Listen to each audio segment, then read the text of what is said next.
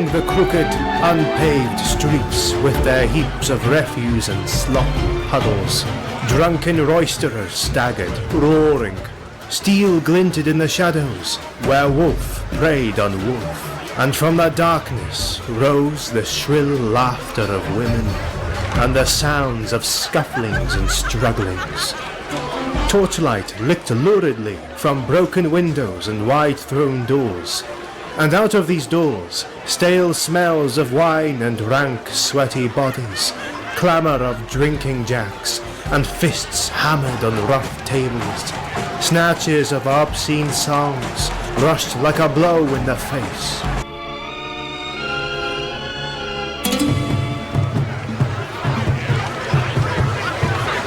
Torches flared murkily on the revels in the mall, where the thieves of the East held carnival by night. In the mall, they could carouse and roar as they liked, for honest people shunned the quarter, and watchmen, well paid with stained coins, did not interfere with their sport.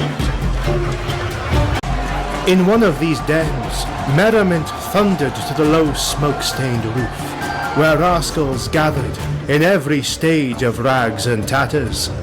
Furtive cut purses, leering kidnappers, quick-fingered thieves, swaggering bravos with their wenches, strident-voiced women clad in tawdry finery. Native rogues were the dominant element, dark-skinned, dark-eyed Zamorians, with daggers at their girdles and guile in their hearts. By Bel, god of all thieves, I'll show them how to steal wenches.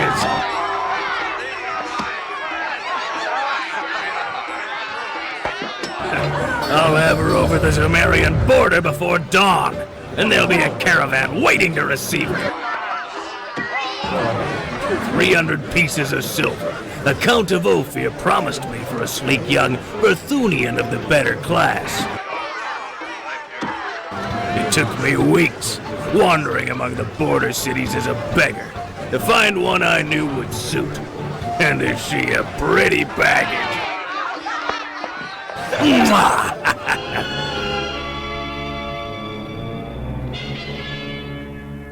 I know lords in Shem who would trade the secret of the Elephant Tower for her.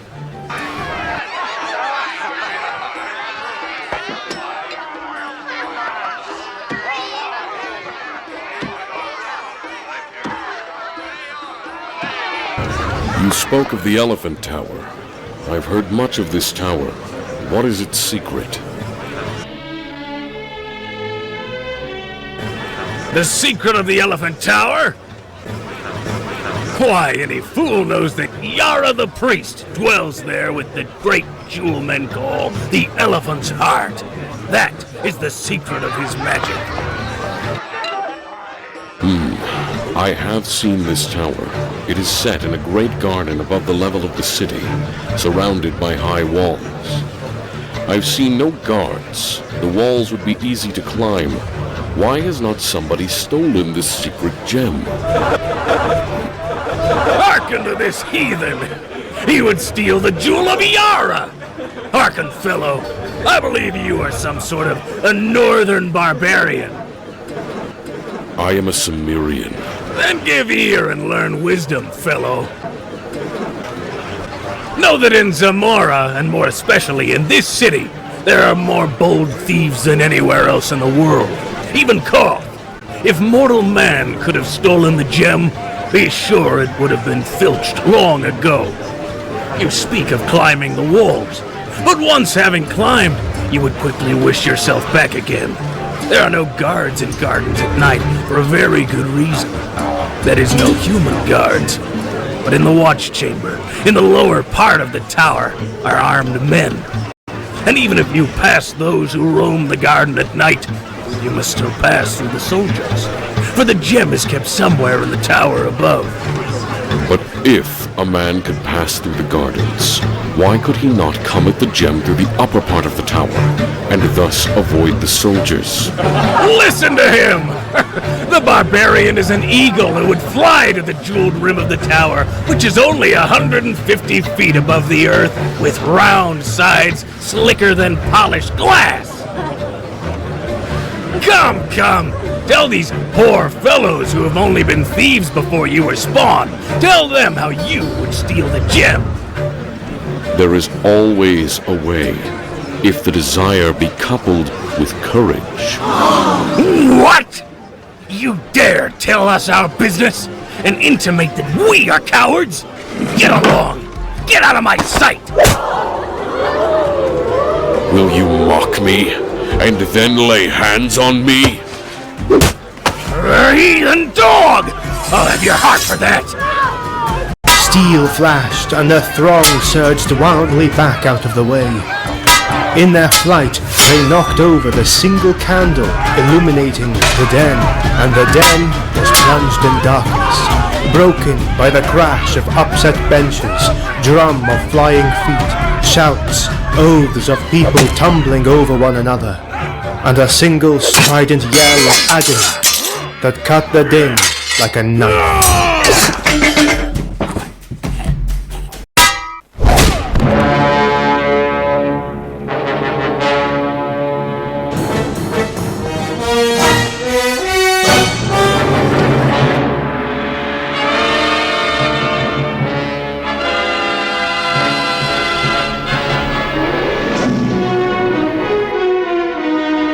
When a candle was relighted, most of the guests had gone out by doors and broken windows, and the rest huddled behind stacks of wine kegs and under tables. The barbarian was gone. The center of the room was deserted, except for the gashed body of the Kothian. The Cimmerian, with the unerring instinct of a barbarian, had killed his man in the darkness and confusion. The lurid lights and drunken revelry fell away behind the Cimmerian. He had discarded his torn tunic and walked through the night naked except for a loincloth and his high-strapped sandals. He moved with the supple ease of a great tiger, his steely muscles rippling under his brown skin. He had entered the part of the city reserved for the temples. On all sides of him, they glittered white in the starlight. Snowy marble pillars and golden domes and silver arches, shrines of Zamora's myriad strange gods. He did not trouble his head about them. He knew that Zamora's religion, like all things of a civilized, long-settled people, was intricate and complex, and had lost most of their pristine essence in a maze of formulas and rituals. He had squatted for hours in the courtyard of the philosophers, listening to the arguments of theologians and teachers, and come away in the haze of bewilderment, sure of only one thing, and that they were all touched in their head. His gods were simple and understandable. Crom was their chief, and he lived on a great mountain, whence he sent forth dooms and death. It was useless to call on Crom, because he was a gloomy, savage god, and he hated weaklings. But he gave a man courage at birth, and the will and might to kill his enemies, which, in the Cimmerian's mind, was all any god should be expected to do.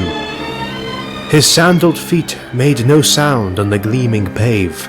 No watchman passed, for even the thieves of the mall shunned the temples, where strange dooms had been known to fall on violators. Ahead of him he saw, looming against the sky, the Tower of the Elephant. He had never seen an elephant. He mused, wondering why it was so named. No one seemed to know. He had never seen an elephant, but he vaguely understood that it was a monstrous animal, with a tail in front as well as behind. This a wandering Shemite told him, swearing that he had seen such beasts by the thousands in the country of the Hyrcanians, but all men knew what liars were the men of Shem. At any rate, there were no elephants in Zamora. The shimmering shaft of the tower rose frostily in the stars. In the sunlight it shone so dazzlingly that few could bear its glare, and men said it was built of silver. It was round, a slim, perfect cylinder, 150 feet in height, and its rim glittered in the starlight with the great jewels which crusted it. The Cimmerian crept close and stood beside the barrier, measuring it with his eyes. It was high, but he could leap and catch the coping with his fingers. Then it would be child's play to swing himself up and over, and he did not doubt that he could pass the inner wall in the same manner. But he hesitated at the thought of the strange perils which were said to await within. The people of Zamora were very ancient, and from what he had seen of them, very evil. He thought of Yara, the high priest, who worked strange dooms from this jeweled tower. And the Cimmerian's hair prickled as he remembered a tale told by a drunken page of the court, how Yara had laughed in the face of a hostile prince and held up an evil glowing gem before him, and how rays shot blindingly from that unholy jewel to envelop the prince, who screamed and fell down and shrank to a withered blackened lump that changed to a black spider which scampered wildly about the chamber until Yara set his heel upon it. Yara came not often from his tower of magic, and always to work evil on some man or some nation. The king of Zamora feared him more than he feared death, and kept himself drunk all the time, because that fear was more than he could endure sober. Yara was very old, centuries old, men said, and added that he would live forever because of the magic of his gem, which men called the heart of the elephant, for no better reason than they named his hold, the Elephant Tower. The Cimmerian, engrossed in these thoughts, shrank quickly against the wall. Within the garden, someone was passing, who walked with a measured stride. The listener heard the clink of steel. So after all, a guard did pace those gardens. The Cimmerian waited, expected to hear him pass again on the next round. But silence rested over the mysterious gardens. At last, curiosity overcame him. Leaping lightly, he grasped the wall and swung himself up to the top with one arm. Lying flat on the broad coping, he looked down into the wide space between the walls. No shrubbery grew near him, though he saw some carefully trimmed bushes near the inner wall. The Cimmerian cautiously lowered himself down on the inside and drew his sword, staring about him. He was shaken by the nervousness of the wild at standing thus unprotected in the naked starlight, and he moved lightly around the curve of the wall, hugging its shadow until he was even with the shrubbery he had noticed. Then he ran quickly toward it, crouching low, and almost tripped over a form that lay crumpled near the edges of the bushes. A quick look to right and left showed him no enemy in sight, at least, and he bent close to investigate. His keen eyes, even in the dim starlight, showed him a strongly built man in the silvered armor and crested helmet of the Zamorian Royal Guard. A shield and a spear lay near him, and it took but an instant's examination to show that he had been strangled.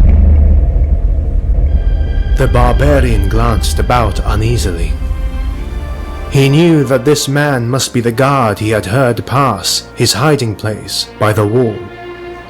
Only a short time had passed, yet in that interval, nameless hands had reached out of the dark and choked out the soldier's life. Straining his eyes in the gloom, he saw a hint of motion through the shrubs near the wall. Thither he glided, gripping his sword. He made no more noise than a panther stealing through the night, yet the man he was stalking heard. The Cimmerian had a dim glimpse of a huge bulk close to the wall, felt relief that it was at least human.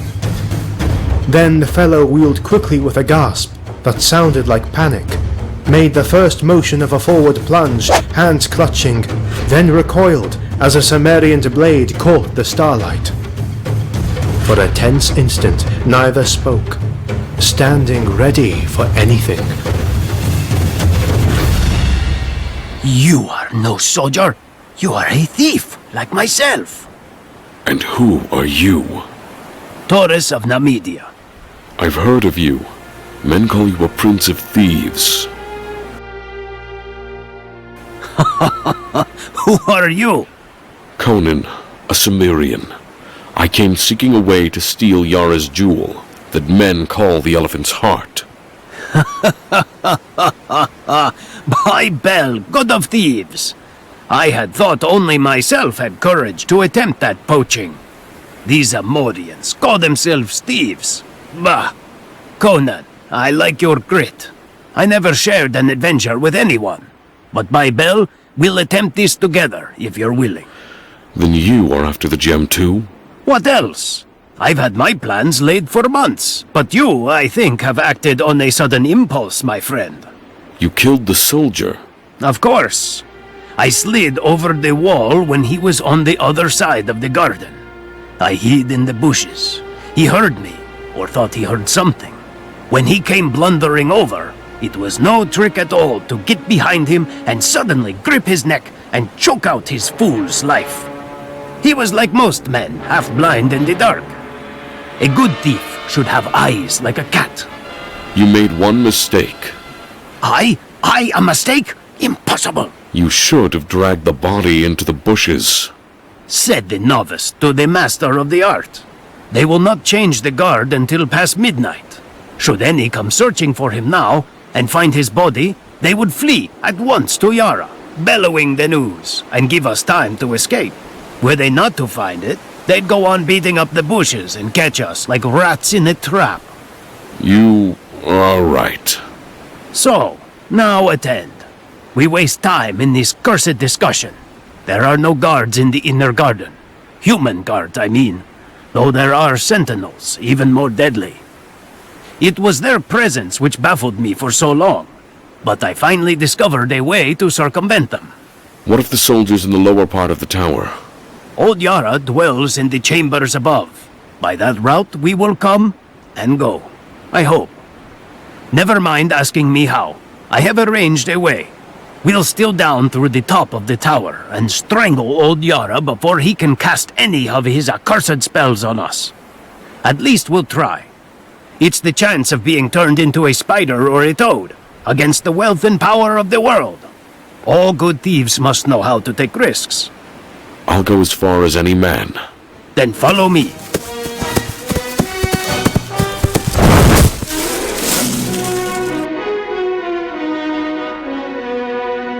I see no light. There are cleverly constructed doors and windows, but they are closed. The soldiers breathe air that comes from above. The garden was a vague pool of shadows, where feathery bushes and low spreading trees waved darkly in the starlight.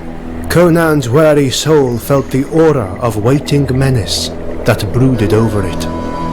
He felt the burning glare of unseen eyes, and he caught a subtle scent that made the short hairs on his neck instinctively bristle as a hunting dog bristles at the scent of an ancient enemy. Follow me. Keep behind me as you value your life. Taking what looked like a copper tube from his girdle, the Nemedian dropped lightly to the sward inside the wall. Conan was close behind him, sword ready, but Taurus pushed him back, close to the wall, and showed no indication to advance himself. His whole attitude was of tense expectancy, and his gaze, like Conan's, was fixed on the shadowy mass of shrubbery a few yards away. This shrubbery was shaken, although the breeze had died down. Then, two great eyes blazed from the waving shadows, and behind them, other sparks of fire glinted in the darkness. Lions! Aye. By day, they are kept in subterranean caverns below the tower. That's why there are no guards in this garden. 5 in sight. Maybe more back in the bushes. They'll charge in a moment. Be silent! Taurus moved out from the wall, cautiously, as if treading on razors, lifting the slender tube. Low rumbling rose from the shadows, and the blazing eyes moved forward. Conan could sense the great slavering jaws, the tufted tails, lashing tawny sides. The air grew tense. The Cimmerian gripped his sword, expecting the charge and the irresistible hurtling of giant bodies. Then, Taurus brought the mouth of the tube to his lips and blew powerfully. A long jet of yellowish powder shot from the other end of the tube and billowed out instantly in a thick green-yellow cloud that settled over the shrubbery, blotting out the glaring eyes. What is that mist? Death! If a wind springs up and blows it back upon us, we must flee over the wall. But no, the wind is still, and now it is dissipating. Wait until it vanishes entirely. To breathe it is death. Presently, only yellowish shreds hung ghostily in the air. Then they were gone, and Taurus motioned his companion forward. They stole towards the bushes, and Conan gasped. Stretched out in the shadows lay 5 great tawny shapes, the fire of their grim eyes dimmed forever. A sweetish cloying scent lingered in the atmosphere. They died without a sound. Taurus, what was that powder? It was made from the Black Lotus, whose blossoms wave in the lost jungles of Kitai, where only the yellow-skulled priests of Yun dwell. Those blossoms strike dead any who smell of them. Why can you not slay the soldiers in the tower the same way?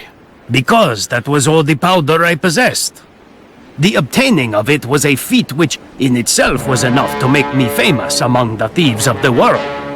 I stole it out of a caravan bound for Stygia, and I lifted it in its cloth of gold bag out of the coils of a great serpent which guarded it, without awaking it. But come, in Bel's name, are we to waste the night in discussion?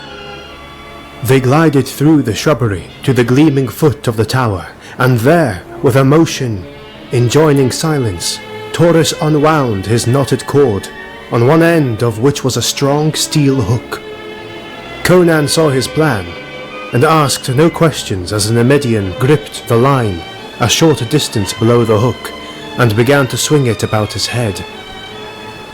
Conan laid his ear to the smooth wall and listened, but could hear nothing.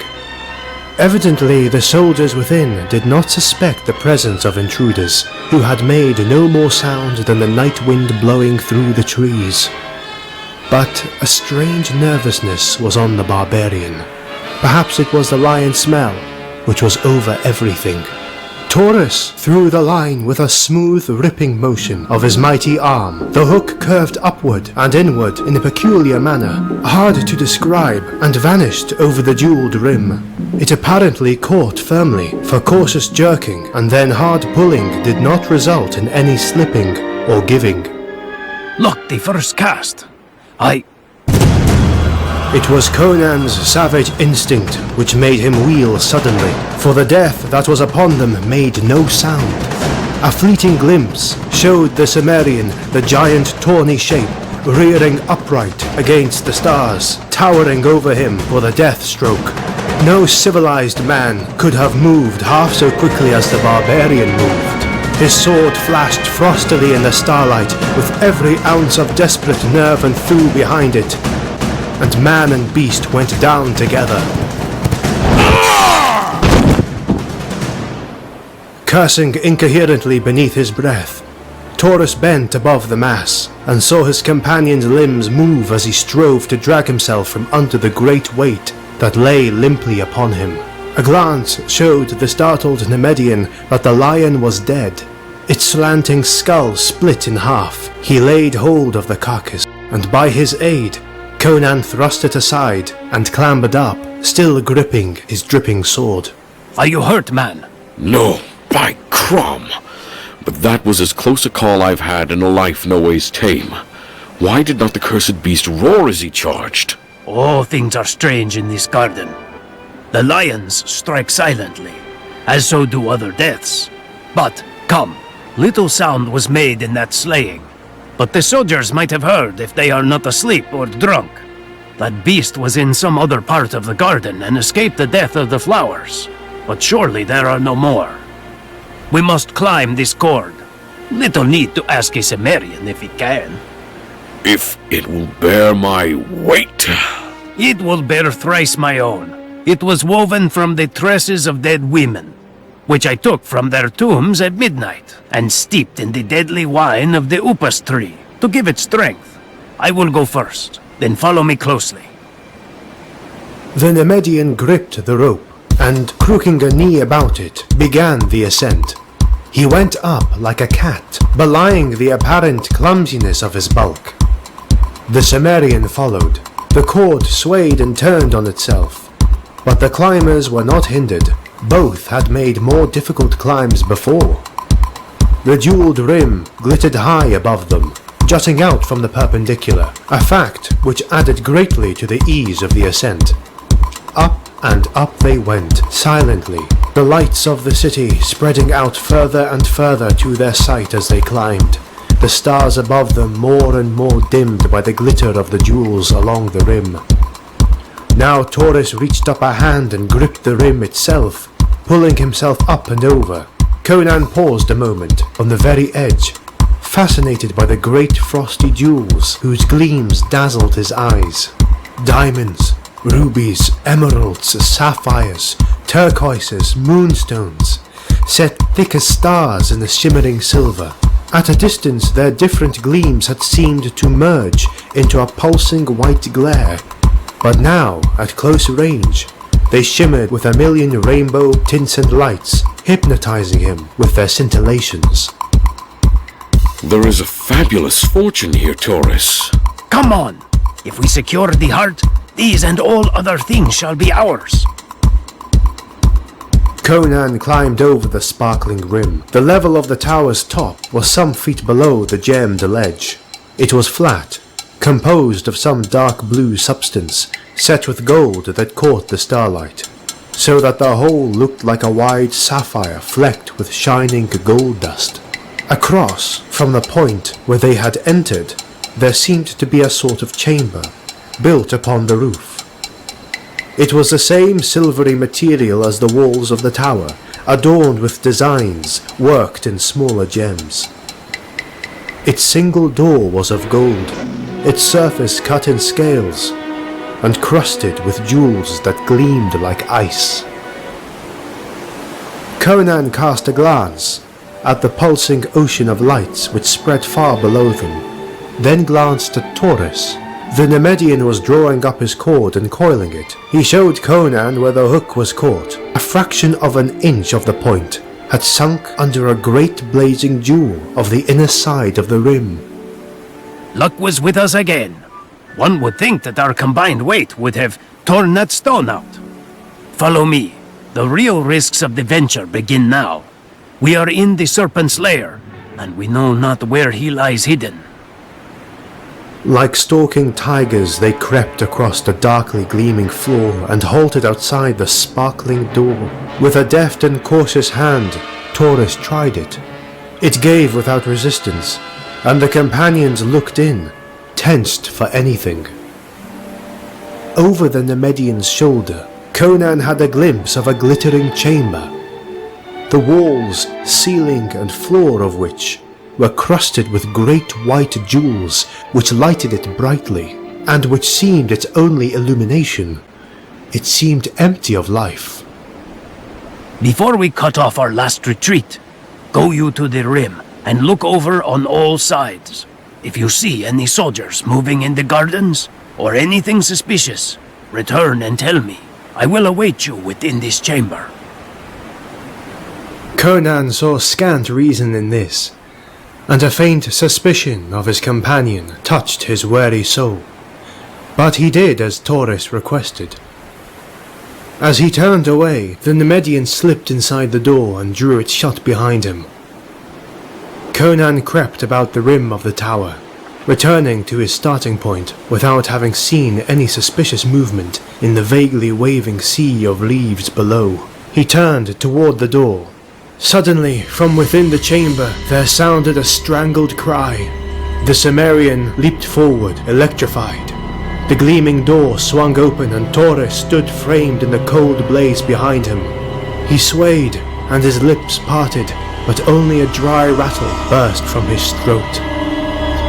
Catching at the golden door for support, he lurched out upon the roof, then fell headlong, clutching at his throat. The door swung to behind him. Conan, crouching like a panther at bay, saw nothing in the room behind the stricken Nemedian. In the brief instant the door was partly open, unless it was not a trick of the light, which made it seem as if a shadow darted across the gleaming door. Nothing followed Taurus out on the roof, and Conan bent above the man. The Nemedian stared up with dilated, glazing eyes that somehow held a terrible bewilderment. His hands clawed at his throat, his lips slobbered and gurgled. Then suddenly he stiffened, and the astounded Cimmerian knew that he was dead. And he felt that Taurus had died without knowing what manner of death had stricken him. Conan glared bewilderedly at the cryptic golden door. In that empty room, with its glittering jeweled walls, death had come to the Prince of Thieves as swiftly and mysteriously as he had dealt doom to the lions in the gardens below. Gingerly the barbarian ran his hands over the man's half-naked body, seeking a wound, but the only marks of violence were between his shoulders. High up near the base of his bull neck, 3 small wounds, which looked as if 3 nails had been driven deep in the flesh and withdrawn. The edges of these wounds were black, and a faint smell as putrefaction was evident. Poison darts? Thought Conan, but in that case the missiles should still be in the wounds. Cautiously he stole toward the golden door, pushed it open, and looked inside. The chamber lay empty, glow of the myriad jewels. In the very center of the ceiling, he idly noted a curious design. A black 8-sided pattern, in the center of which 4 gems glittered with a red flame, unlike the white blaze of the other jewels. Across the room there was another door, like the one in which he stood, except that it was not carved in the scale pattern. Was it from that door that death had come, and having struck down its victim, had it retreated by the same way? Closing the door behind him, the Cimmerian advanced into the chamber. His bare feet made no sound on the crystal floor. There were no chairs or tables in the chamber, only 3 or 4 silken couches, embroidered with gold and worked in strange serpentine designs, and several silver-bound mahogany chests. Some were sealed with heavy golden locks, others lay open, their cavern lids thrown back, revealing heaps of jewels in a careless riot of splendor to the Cimmerian's astounded eyes. Conan swore beneath his breath. Already he had looked upon more wealth that night than he had ever dreamed existed in all the world, and he grew dizzy thinking of what must be the value of the jewel he sought. He was in the center of the room now, going stooped forward, head thrust out warily, sword advanced, when again death struck at him soundlessly. A flying shadow that swept across the gleaming floor was his only warning, and his instinctive sidelong leap all that saved his life. He had a flashing glimpse of a hairy black horror that swung past him with a clashing of frothing fangs, and something splashed on his bare shoulder that burned like drops of liquid hellfire. Springing back, sword high, he saw the horror strike the floor, wheel and scuttle towards him with appalling speed. A gigantic black spider, such as men see only in nightmare dreams. It was as large as a pig, and its 8 thick hairy legs drove its ogreish body over the floor at headlong pace. Its 4 evilly gleaming eyes shone with horrible intelligence, and its fangs dripped venom that Conan knew from the burning of his shoulder, where only a few drops had splashed as the thing struck and missed, was laden with swift death. This was the killer that had dropped from its perch in the middle of the ceiling on a strand of its web on the neck of the Nemedian. Fools that they were not to have suspected that the upper chambers would be guarded as well as the lower. These thoughts flashed briefly through Conan's mind as the monster rushed. He leaped high, and it passed beneath him, wheeled and charged back. This time he evaded its rush with a sidewise leap and struck back like a cat. His sword severed one of the hairy legs, and again he barely saved himself as the monstrosity swerved at him, fangs clicking fiendishly. But the creature did not press the pursuit. Turning, it scuttled across the crystal floor and ran up to the wall of the ceiling, where it crouched for an instant, glaring down at him with its fiendish red eyes. Then, without warning, it launched itself through space, trailing a strand of slimy greyish stuff.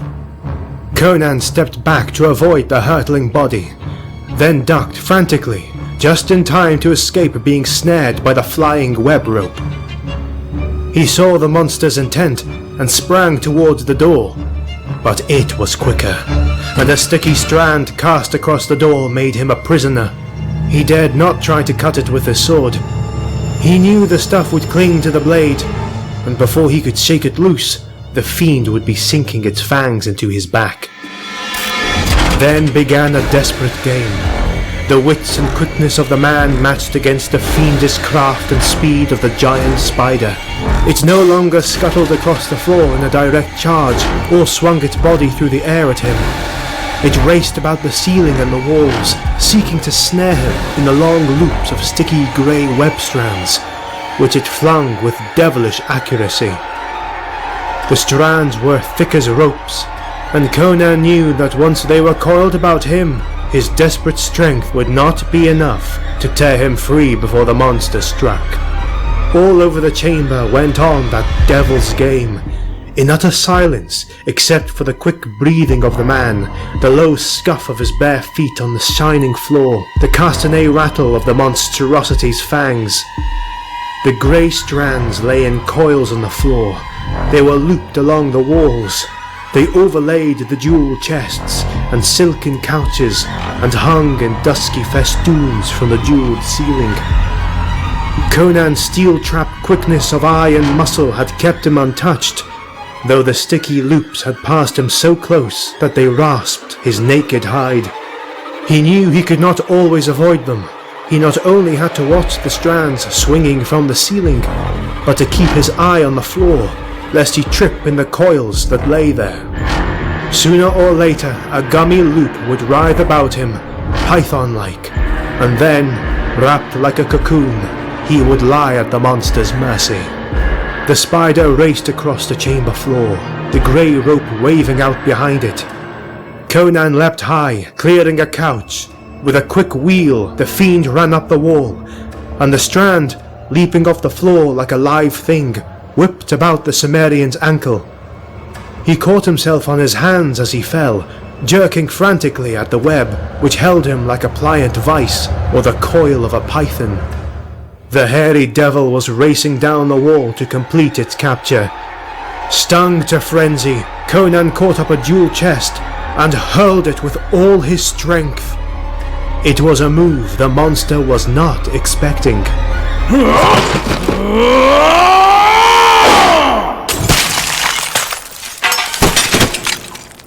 The crushed black body lay among the flaming riot of jewels that spilled over it. The hairy legs moved aimlessly. The dying eyes glittered redly among the twinkling gems. Conan glared about, but no other horror appeared, and he set himself to working free of the web. The substance clung tenaciously to his ankle and his hands, but at last he was free, and taking up his sword, he picked his way through the grey coils and loops of the inner door. What horrors lay within, he did not know. The Cimmerian's blood was up, and since he had come so far, and overcome so much peril, He was determined to go through to the grim finish of the adventure, whatever that might be, and he felt that the jewel he sought was not among the many so carelessly strewn about the gleaming chamber. Stripping off the loops that fouled the inner door, he found that it, like the other, was not locked. He wondered if the soldiers below were still unaware of his presence. Well, he was high above their heads, and if tales were to be believed, they were used to strange noises in the tower above them. Sinister sounds and screams of agony and horror. Yara was on his mind, and he was not altogether comfortable as he opened the golden door. But he saw only a flight of silver steps leading down, dimly lighted by what means he could not ascertain. Down these he went silently, gripping his sword. He heard no sound, and came presently to an ivory door set with bloodstones. He listened, but no sound came from within. Only thin wisps of smoke drifted lazily from beneath the door, bearing a curious exotic odor unfamiliar to the Cimmerian. Below him the silver stair wound down to vanish in the dimness, and up that shadowy well no sound floated. He had an eerie feeling that he was alone in a tower, occupied only by ghosts and phantoms.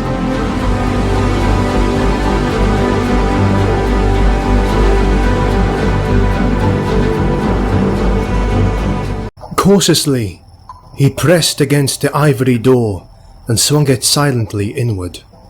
On the shimmering threshold, Conan stared like a wolf in strange surroundings, ready to fight or flee on the instant. He was looking into a large chamber with a domed golden ceiling. The walls were of green jade, the floor of ivory, partly covered by thick rugs. Smoke and exotic scent of incense floated up from a brazier on a golden tripod, and behind it sat an idol on a sort of marble couch. Conan stared aghast. The image had the body of a man, naked and green in colour, but the head was one of nightmare and madness. Too large for the human body, it had no attributes of humanity. Conan stared at the wide flaring ears, the curling proboscis, on either side of which stood white tusks tipped with round golden balls. The eyes were closed, as if in sleep. This, then, was the reason for the name, the Tower of the Elephant, for the head of the thing was much like that of the beasts described by the Shemitish wanderer. This was Yara's god. Where then should the gem be, but concealed in the idol, since the stone was called the elephant's heart? As Conan came forward, his eyes fixed on the motionless idol, the eyes of the thing opened suddenly. The Cimmerian froze in his tracks. It was no image. It was a living thing, and he was trapped in its chamber. That he did not instantly explode in a burst of murderous frenzy is a fact that measures his horror, which paralyzed him where he stood. A civilized man in his position would have sought doubtful refuge in the conclusion that he was insane. It did not occur to the Cimmerian to doubt his senses. He knew he was face to face with a demon of the Elder World, and the realization robbed him of all his faculties except sight. The trunk of the horror was lifted and quested about, the topaz eyes stared unseeingly, and Conan knew the monster was blind. With the thought came a thawing of his frozen nerves, and he began to back silently toward the door. But the creature heard. The sensitive trunk stretched toward him, and Conan's horror froze him again. When the being spoke, in a strange, stammering voice that never changed its key or timbre, the Cimmerian knew that those jaws were never built or intended for human speech. Tears rolled from the sightless eyes, and Conan's gaze strayed to the limbs stretched on the marble couch, and he knew the monster would not rise to attack him. He knew the marks of the rack and the searing brand of the flame, and tough-souled as he was, at the ruined deformities which his reason told him had once been limbs as comely as his own. And suddenly all fear and repulsion went from him to be replaced by a great pity. What this monster was, Conan could not know, but the evidences of its suffering were so terrible and pathetic that a strange aching sadness came over the Cimmerian. He knew not why. He only felt that he was looking upon a cosmic tragedy, and he shrank with shame, as if the guilt of a whole race were laid upon him. Who is here? Have you come to torture me again? Yara, will you never be done? Oh, young Kusha, is there no end to agony? I am not Yara. I am only a thief. I will not harm you.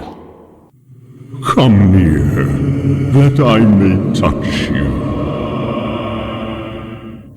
You are not of Yara's race of devils. The clean, lean fierceness of the wastelands marks you. I know your people from of old, whom I knew by another name, in the long, long ago, when another world lifted its jeweled spires to the stars. There is blood on your fingers. A spider in the chamber above, and a lion in the garden. You have slain a man too this night, and there is death in the tower above. I feel, I know. Aye, the prince of all thieves lies there dead from the bite of a vermin.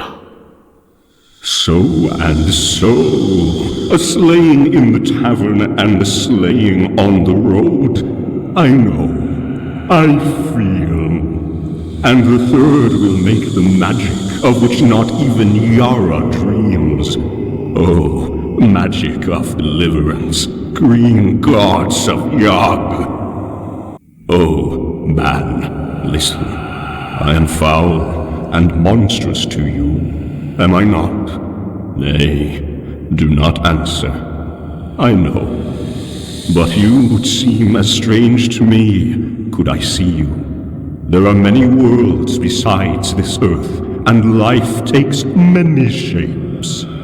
I am neither god nor a demon, but flesh and blood like yourself, though the substance differ in part, and the form be cast in a different mold. I am very old, man of the waste countries.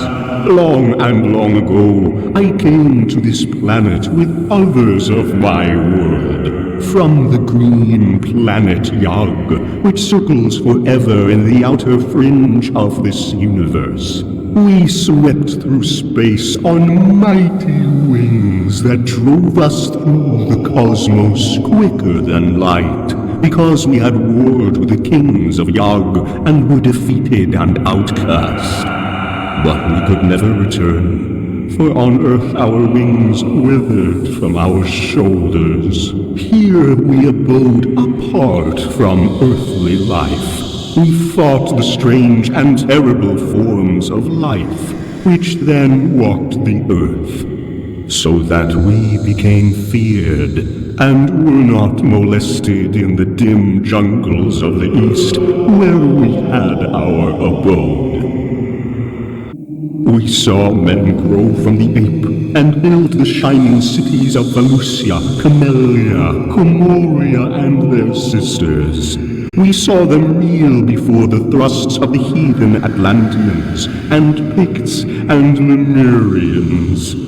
We saw the oceans rise, and engulf Atlantis and Lemuria, and the isles of the Picts, and the shining cities of civilization. We saw the survivors of Pictum and Atlantis build their Stone Age empires, and go down to ruin. locked in bloody wars. We saw the Picts sink into abysmal savagery, the Atlanteans into apedom again. We saw new savages drift southward in conquering waves from the Arctic Circle to build a new civilization, with new kingdoms called Nemedia and Koth and Aquilonia and their sisters. We saw your people rise under a new name from the jungles of the apes that had been Atlanteans. We saw the descendants of the Lemurians who had survived the cataclysm rise again through savagery and ride westward as Hyrcanians. And we saw this race of devils, survivors of the ancient civilization that was before Atlantis sank, come once more into culture and power. This accursed kingdom of Zamora. All this we saw, neither aiding nor hindering the immutable cosmic law, and one by one we died. For we of Yag are not immortal, though our lives are as the lives of planets and constellations. At last, I alone was left, dreaming of old times among the ruined temples of jungle-lost Kitai, worshipped as a god by an ancient yellow-skinned race. Then came Yara, versed in dark knowledge handed down through the days of barbarism since before Atlantis sank. First, he sat at my feet and learned wisdom. But he was not satisfied with what I taught him, for it was white magic, and he wished evil lore to enslave kings and glut a fiendish ambition. I would teach him none of the black secrets I had gained through no wish of mine through the eons. But his wisdom was deeper than I had guessed.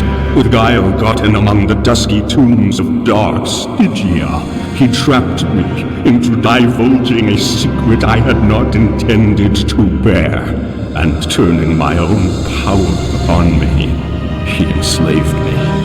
Ah, gods of Yag, my cup has been bitter since that hour. He brought me up from the lost jungles of Kitai, where the grey apes danced to the pipes of yellow priests, and offerings of fruit and wine heaped my broken altars. No more was I a god to kindly jungle folk.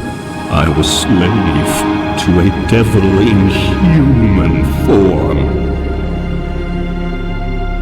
He pent me in this tower, which at his command I built for him in a single night. By fire and wrack he mastered me, and by strange, unearthly tortures you would not understand. In agony, I would have long ago taken my own life, if I could. But he keeps me alive, mangled, blinded, and broken, to do his foul bidding. And for 300 years I have done his bidding, from this marble couch, blackening my soul with cosmic sins, and staining my wisdom with crimes, because I had no other choice. Yet not all my ancient secrets has he wrested from me, and my last gift shall be the sorcery of the blood and the jewel. For I feel the end of time draw near. You are the hand of fate. I beg of you, take the gem you will find on yonder altar. Now, for the great magic, the mighty magic, such as Earth has not seen before, and shall not see again through a million of millenniums. By my lifeblood I conjure it, by blood born on the green breast of Yag, dreaming, far poised in the great blue vastness of space.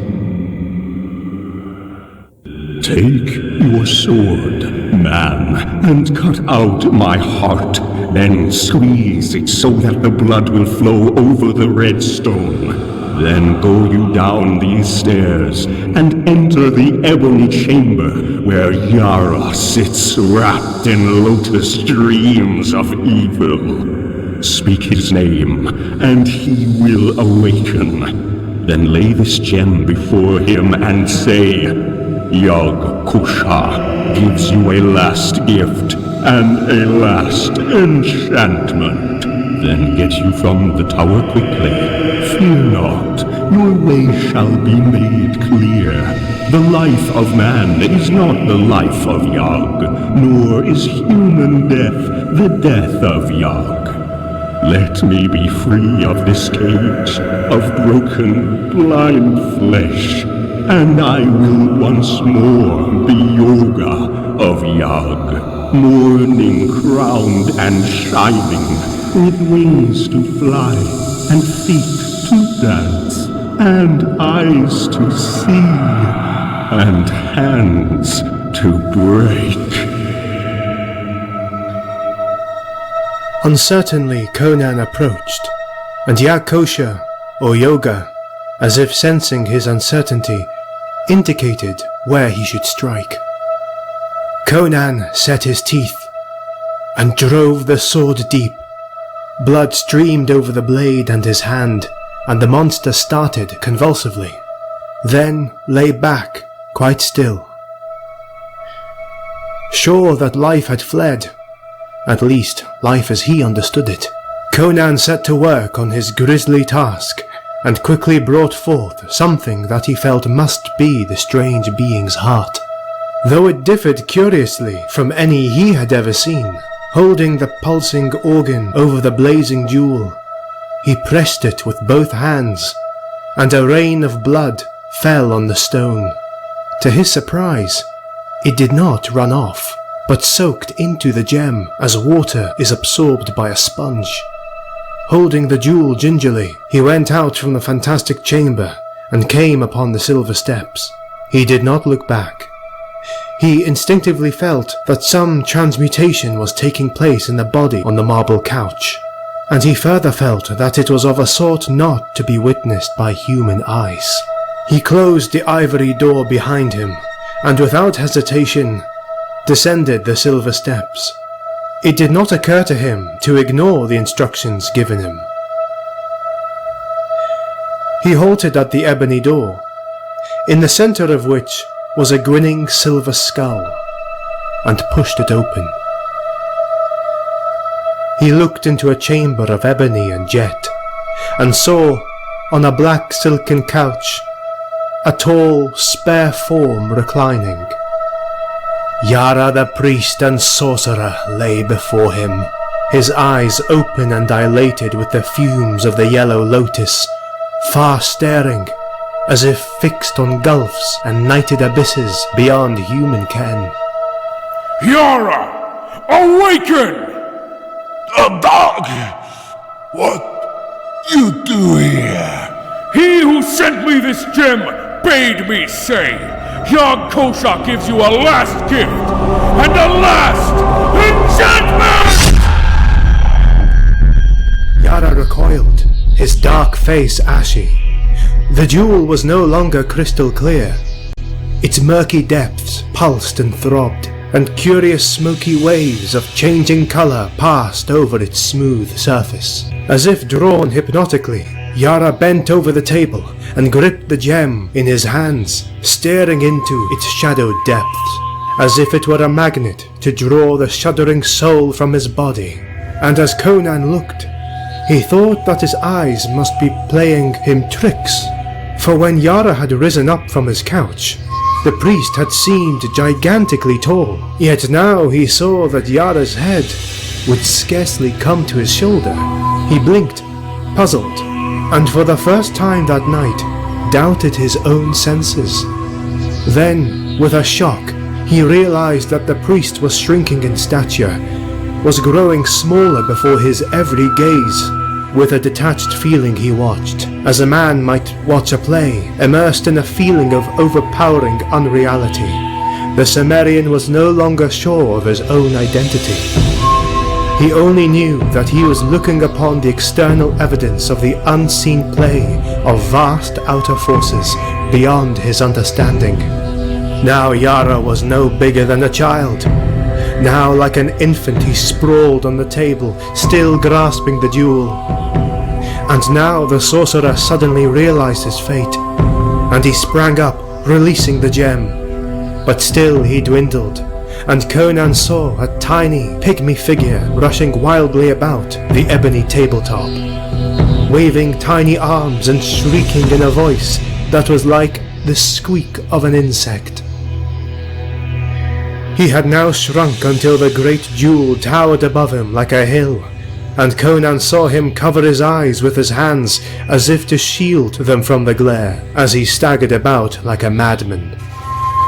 Conan sensed that some unseen magnetic force was pulling Yara to the gem. Thrice he raced wildly about in a narrowing circle. Thrice he strove to turn and run out across the table. Then with a scream that echoed faintly in the ears of the watcher, the priest threw up his arms and ran straight toward the blazing globe. Bending close, Conan saw Yara clamber up the smooth, curving surface, impossibly, like a man climbing a glass mountain. Now the priest stood on the top, still with tossing arms, invoking what grisly names only the gods knew. And suddenly he sank into the very heart of the jewel, as a man sinks into a sea, and Conan saw the smoky waves close over his head. Now he saw him in the crimson heart of the jewel, once more crystal clear, as a man sees a scene far away, tiny with great distance. And into the heart came a green, shining winged figure with the body of a man and the head of an elephant, no longer blind or crippled. Yara threw up his arms and fled as a madman flees, and on his heels came the Avenger. Then, like the bursting of a bubble, the great jewel vanished in a rainbow burst of iridescent gleams, and the ebony tabletop lay bare and deserted. As bare, Conan somehow knew, as the marble couch in the chamber above, where the body of that strange transcosmic being called Yak-Kosher and Yoga had lain. The Cimmerian turned and fled from the chamber, down the silver stairs. So amazed was he that it did not occur to him to escape from the tower by the way he had entered it. Down that winding, shadowy silver well he ran, and came into a large chamber at the foot of the gleaming stairs. There he halted for an instant. He had come into the room of the soldiers. He saw the glitter of their silver corselets, the sheen of their jeweled sword hilts. They sat slumped at the banquet board, their dusky plumes waving somberly above their drooping helmeted heads. They lay among their dice and fallen goblets on the wine-stained lapis lazuli floor, and he knew they were dead. The promise had been made, the word kept. Whether sorcery or magic or the falling shadow of great green wings had stilled the revelry, Conan could not know, but his way had been made clear.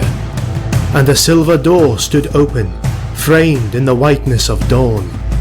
Into the waving green gardens came the Cimmerian, and as the dawn wind blew upon him with the cool fragrance of luxuriant growths, he started like a man waking from a dream. He turned back uncertainly to stare at the cryptic tower he had just left. Was he bewitched or enchanted? Had he dreamed all that had seemed to have passed? As he looked, he saw the gleaming tower sway against the crimson dawn, its jewel-crusted rim sparkling in the growing light, and crash into tiny shards